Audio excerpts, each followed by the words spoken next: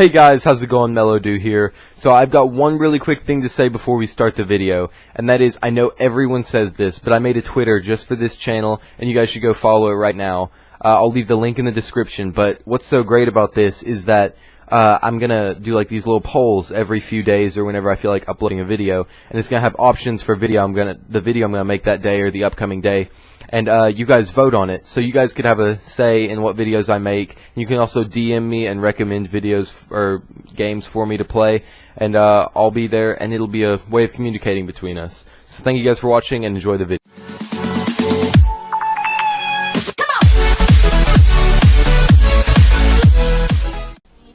Alright, so about 2-ish weeks ago, I was out fishing with one of my friends, and we caught this huge 23, I think, pound catfish, and I'm going to tell you guys how I got it. So this is kind of going to be like a story time, I guess. I don't know. We're just going to call it Dewscussion because that's what I'm going to do. I'm just going to discuss back and forth with you guys on whatever. So how we caught it is we had to go and we had to get bait, right?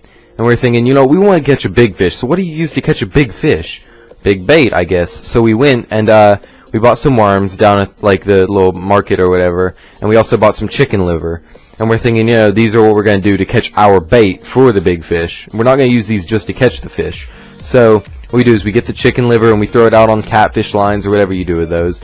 And then I went and put little tiny hooks on pieces of worm. I put worm on tiny hooks, whatever. And we dropped them in there and we caught a few little bluegill about, you know, that big. And then what we did, it was kind of brutal, but we just kind of like cut off their top spines, and we also cut off their back tail fin. So it was kind of bleeding a lot, and it would stink up in the water, and it'd make the catfish come in, right? So we threw that on a hook, and we threw about 3 of those out there. And you know, they'd always get taken, or the bait would be gone, or whatever. So you know, that happened sometimes. But we eventually hooked up with something really big, and we started reeling it in, and it ended up being that 23-pound flathead catfish. And I'm going to put a picture of it on the screen right now so you guys can see it. And we also caught a 15-pound one and a 10-pound channel catfish. It wasn't a flathead. And then we also caught a 20-pound carp, which was pretty great. Now these I don't have pictures of right now, but you do get to see the 23-pound catfish. So let's see. Also, see, we had this way of storing the bait, like the bluegills. We have this. I'm gonna have to explain this. I'll probably throw a picture of it up on the screen. But what it is, it's like a little bucket, but it's not a bucket. It's like a chain bucket. So like if you poured water in it, just holding it on land, all the water would go out, right? But see, what you did is you put the fish in there, and then you threw it in the water, and the water would come into the bucket, and it'd have like fresh air for them. So we just set that in the water, right? And it was hooked up to the dock. But we were fishing throughout the night, and we went over there because we had lost one of our bluegills on the hooks because a big catfish came and took it, and we weren't able to reel it in. So we went over there to pull the fish out, the little bait fish that we put on our hooks, but it wasn't there, right? So we didn't know where the cage had gone. The cage that holds the entire fish was just gone, vanished. So we decided, you know, well, maybe we just took it out of the water and left it somewhere, and all the fish were flopping around. So we spent like 30 minutes looking around the entire dock and in the grass everywhere for that bucket. And then we thought to ourselves, what if the cord broke and it had sunk into the water? So we were sitting there and we were like, oh man, it's gone. So it's in the water somewhere.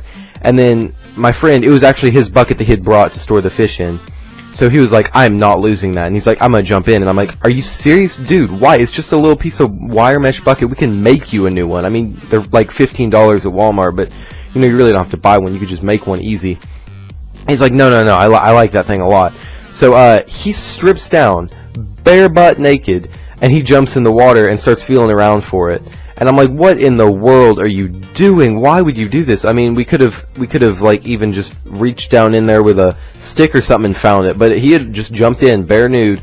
And that was a really interesting day, actually. And he eventually found it. We found it with the 2 or 3 fish left in there. We pulled it up and kept fishing, and he was just sitting there soaking wet. And I went up to the house and got him a towel. The house is like, I don't know, 2-3 football fields away from our lake.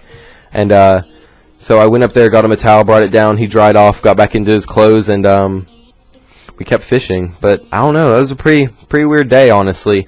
So I hope you guys liked my story, And I need you guys to leave like recommendations for new videos or new topics for discussion. Just leave in the comments what you want to do, like my first time doing this or whatever. So thank you guys for watching so much. Remember to like and subscribe and all that good junk, and I'll see you in the next one. Peace out.